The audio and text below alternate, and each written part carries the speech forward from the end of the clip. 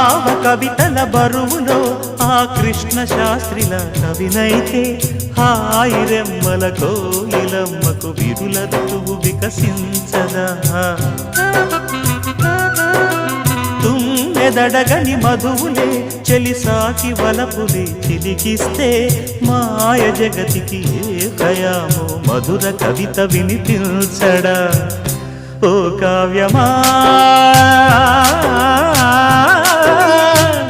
నీ తోటలో నవరస పోషణి గాలిగా నవ్విన పూలే మాలగా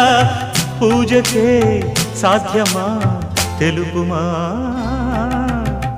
అందమా